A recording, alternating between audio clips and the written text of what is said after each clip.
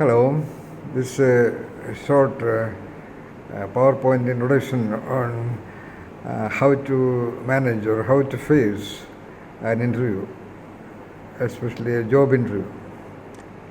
I hope the prospective candidates for jobs, especially from management schools or otherwise, would be able to derive some clues and cues, or will be able to refresh some of their already existing ideas about how to manage an interview. Please see that. Interview, first of all, it is the critical turning point of your academic pursuit. All that you have learned in your classrooms and in your other library work and assignments and all that will finally culminate into the critical turning point of an interview, entry into the world of survival and sustenance to get into a job. So give the required significant consideration about interview as the critical turning point. I'm just creating a kind of a perspective. Interview, I think you got to look at it as in their view. Their meaning the interview board members. They are all sitting there with watchful eyes and alert attention and analytical mind to view you. So you have to be prepared yourself to be viewed by them. This is kind of a definition of an interview. To find out the suitability of you for a job function or some role position. Okay, this is just technical matters. There are structured interviews, unstructured interviews, and freewheeling interviews, and this is particularly about the job interview. I have been trained in another kind of an interview called job competence assessment interview by the great esteemed Dr. David McClelland of Harvard University. It was a unique kind of interview, interviewing people for their actual competencies, where one looked for clues about the evidences of the knowing or the claims or the dialogues or the talks made by the interview participant. So that's the story. Now, every one of the the interview board, you must remember, must have conducted hundreds of interviews in different B schools for different positions. So they have had good experience in looking at people, observing their ways and manners and expressions, and listen in between their dialogues and talks to analyze them and to know them. So that means you have to be at your best during that critical turning point. And there's the evidence issue, because for that 5 minutes or 10 minutes or 15 minutes or 20 minutes or 30 minutes, you only talk to them, the interview board members.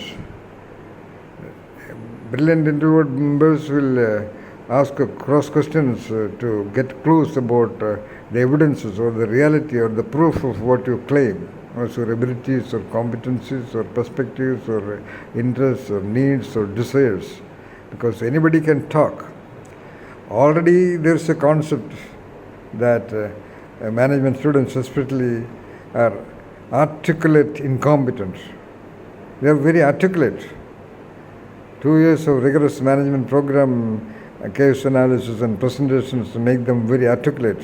Articulate meaning capable of making beautiful talks, beautiful dialogues. So very articulate people, very clever people can talk about something which they have never seen or they have never done. Mind you, the interview is for a work position. It is about doing.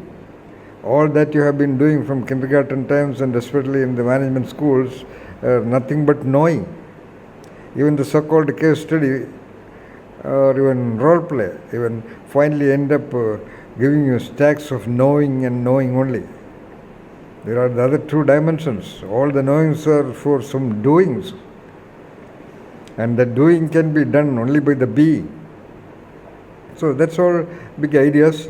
So you have to remember that your dialogues, your talks should be very clear. That clarity of talk will happen only if you have evidences in your own personal history about what you talk.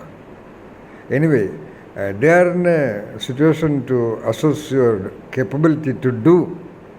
Okay, there will be certain questions to know the extent of your knowing also.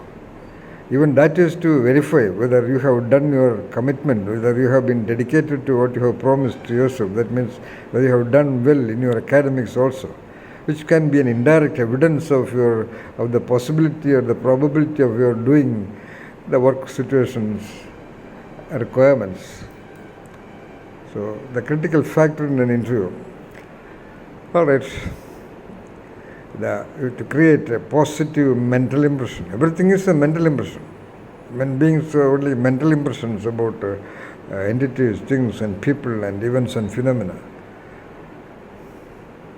You have to create a positive mental impression in that duration of interview. Okay, you have to create the positive impression with every one of the interviewed members.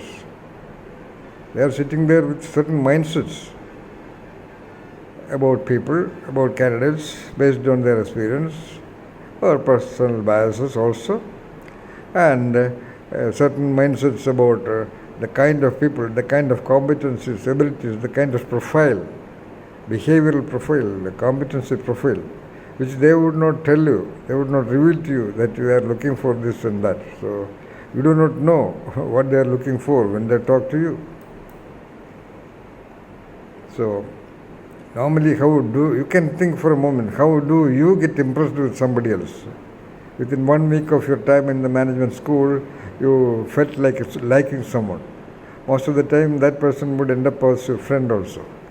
So if you really retrospect, you will know that likability happens by a certain subtle, invisible, intangible factors also.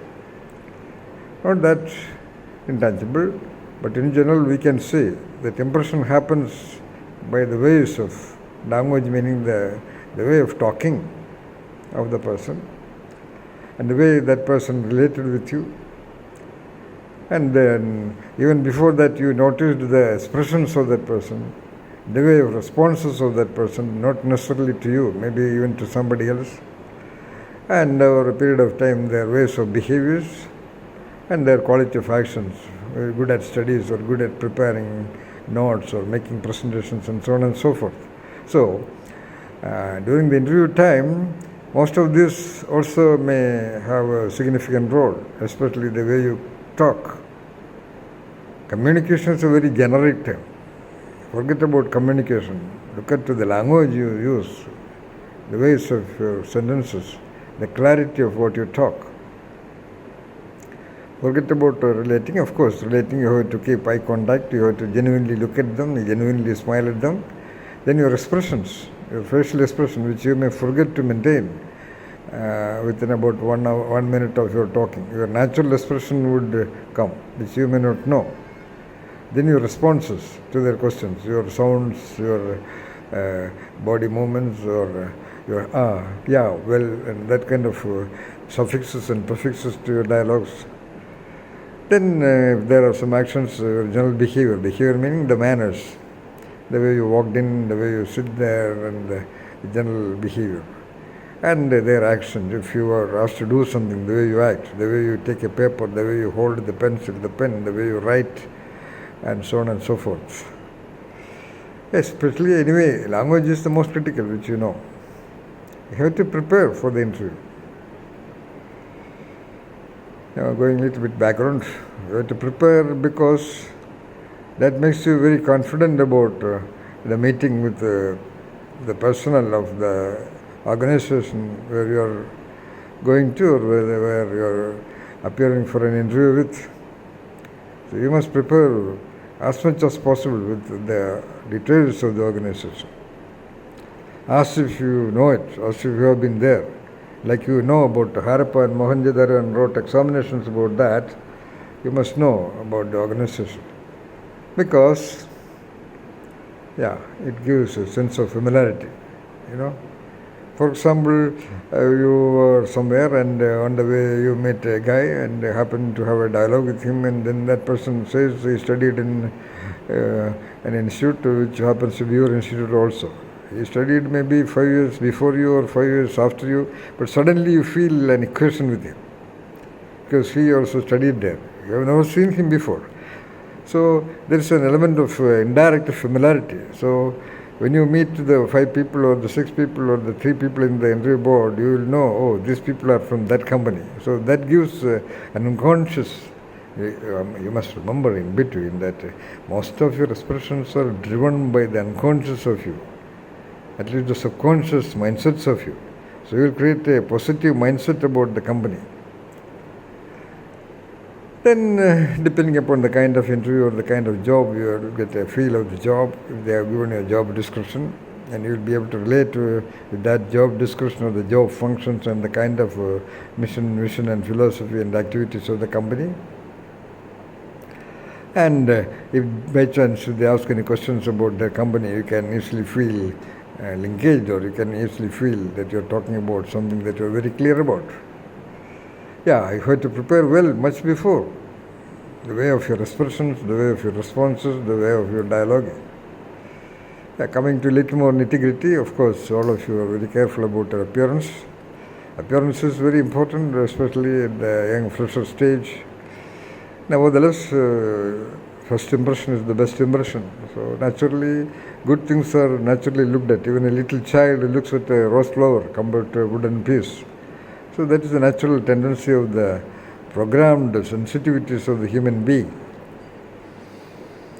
And then it is also the mindsets of the interview board members to see a person well dressed and taking care of his appearance, and especially a manager is to have an impressive appearance.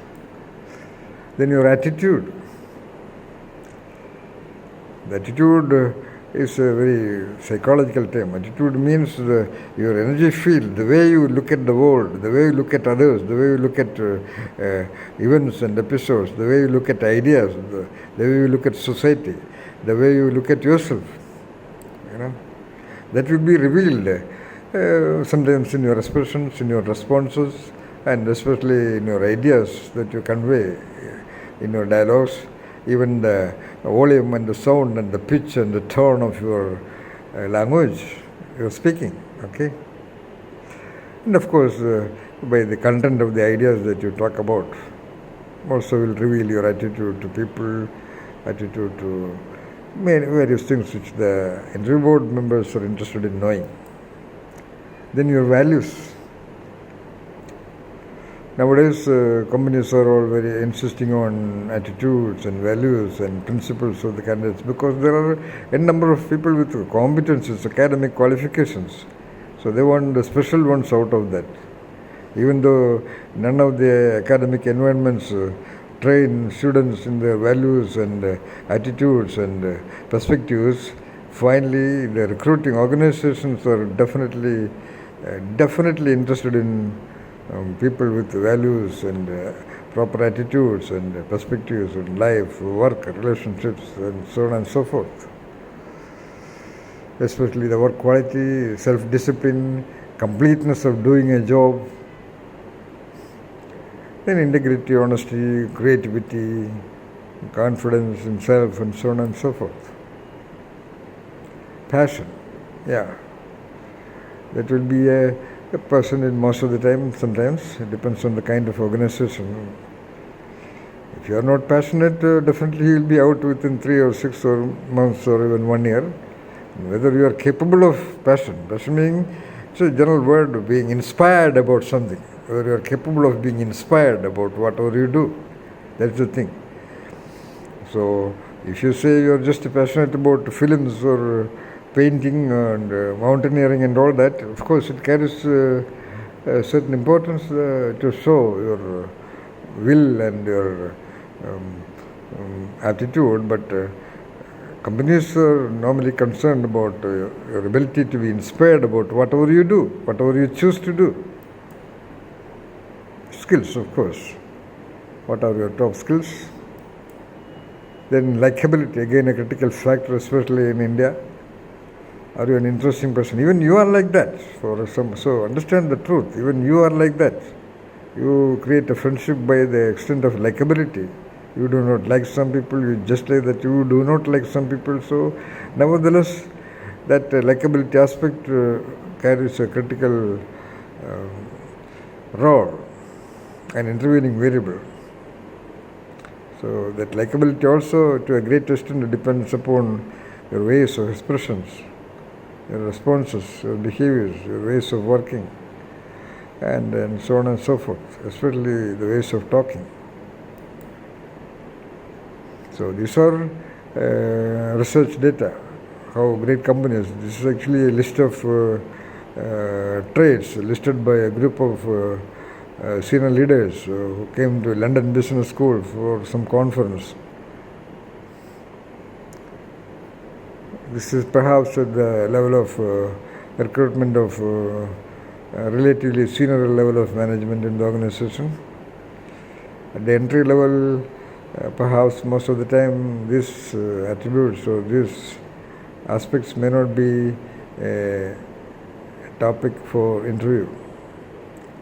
But it is better to know this, because in the future, in the career of modern organizations, in the VUCA world, volatile, uncertain, complex, ambiguous world of organizations especially, these are all very important factors.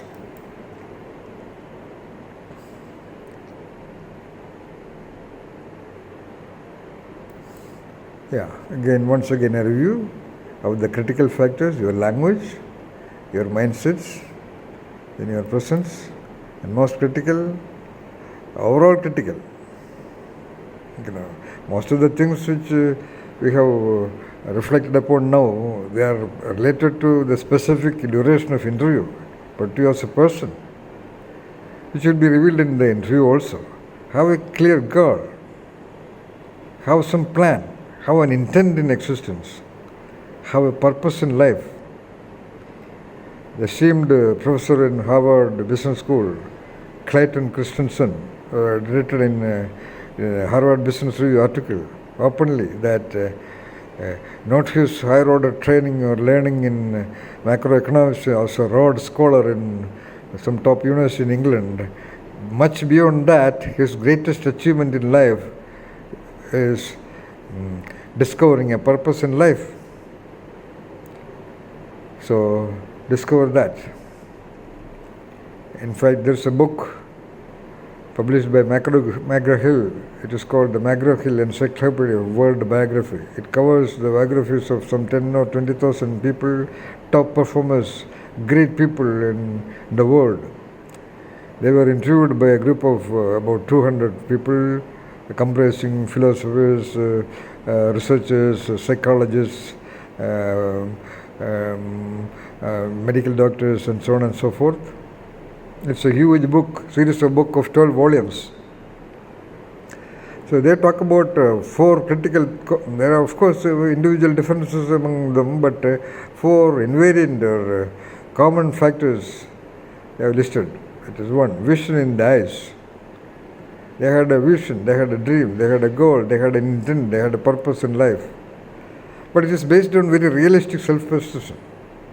What some modern researchers says, they had what you call an authentic goal.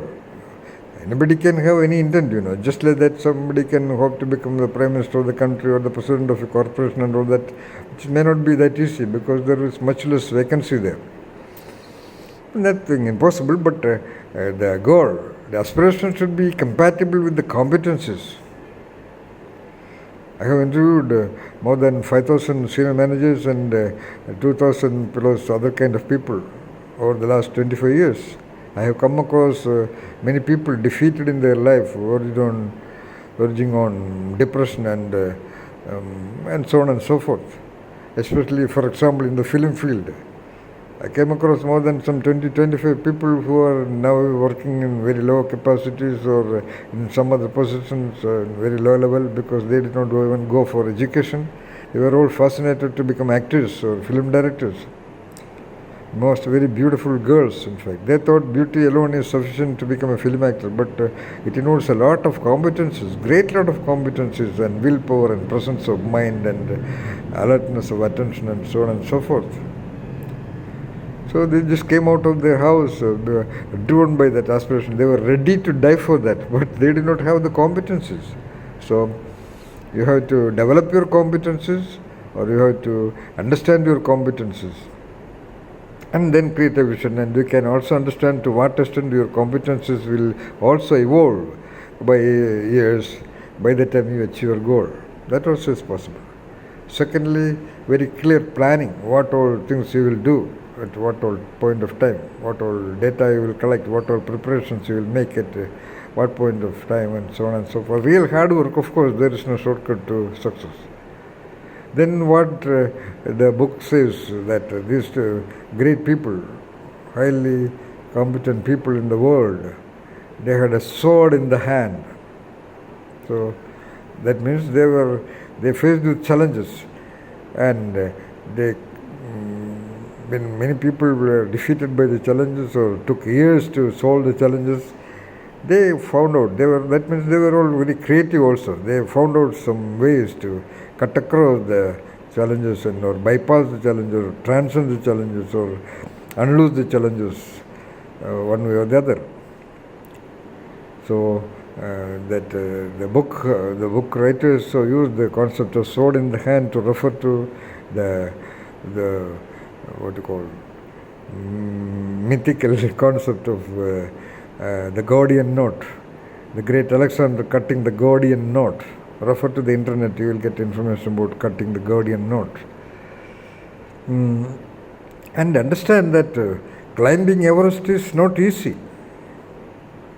Moving in the mediocre path, it is easy. The kind of blocks and traps and barriers are very, very minimum in range of difficulty.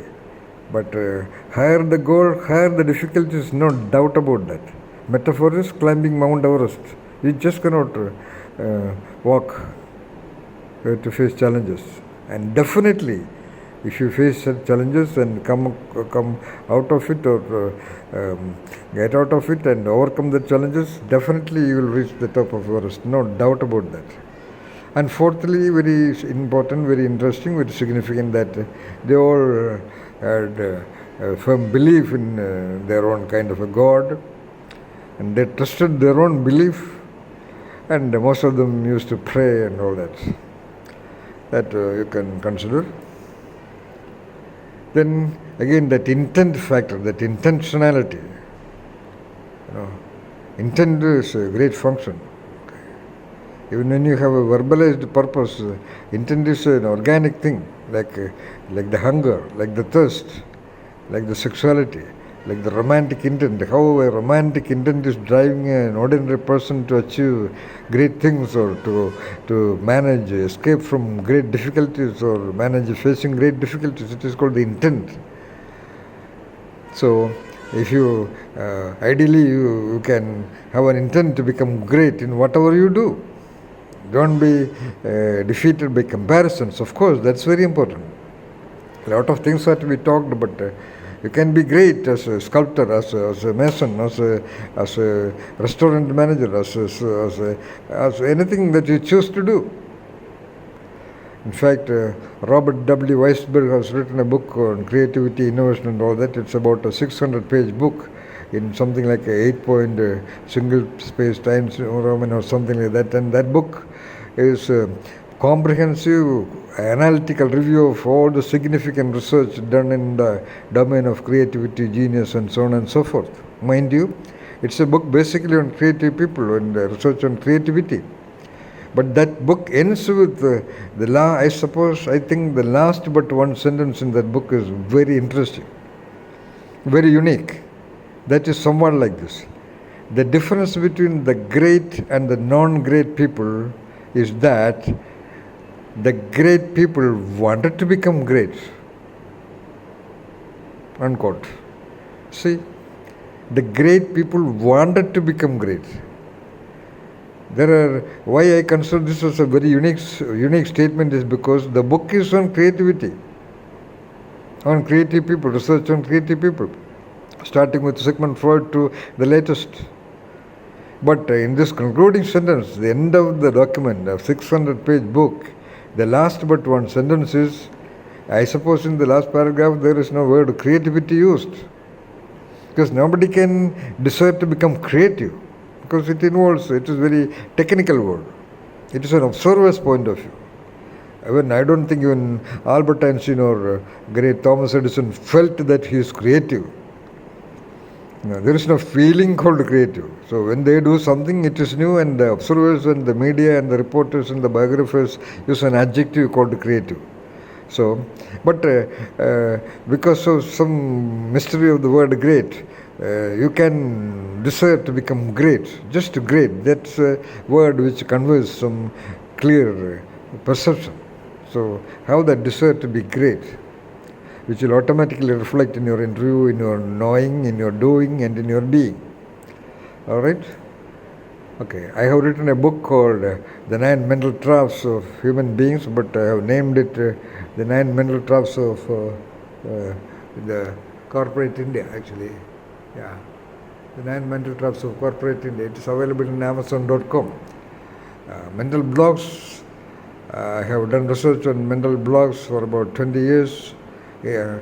Collected data from about 23,000 people, I think maybe a record in the whole world. And I have found that for human beings, the most marvelous human beings, the only problem is mental blocks created by the parents, created by the peers, created by the culture, created by various ideologies in the society, and especially induced and trained by the schools. See, all great people in the world, all creative people, original people, genius individual, all mystics especially, they have had no great education. They all lived sort of very uniquely. They were all from very unknown kind of backgrounds even. But because of that, because of the lack of so-called schooling and lack of rigid expectations placed on them by the parents and the peers and the society, they had the freedom of the mind, freedom of the intellect to reflect upon things, to think about things, and to trust their ideas and develop those ideas, and so on and so forth. The book is describing the 9 mental traps and also discusses very clear strategies on how to escape from that mental traps. Okay, finally, be lucky.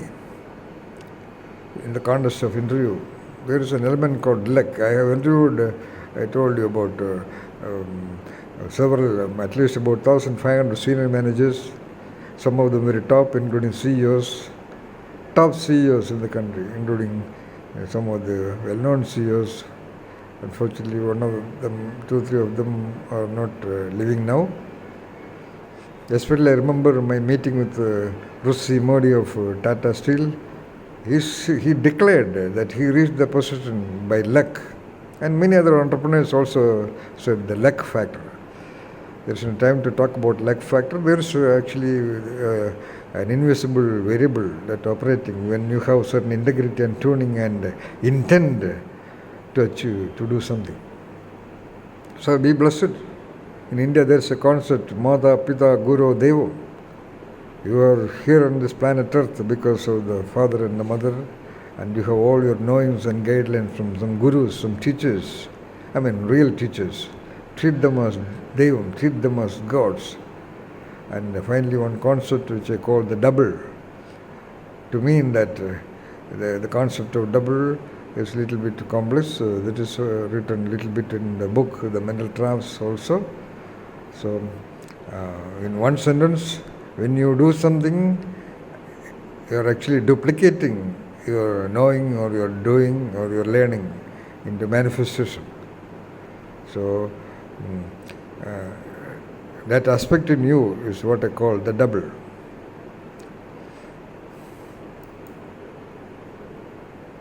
All right. Any questions? Wish you good luck. Thank you.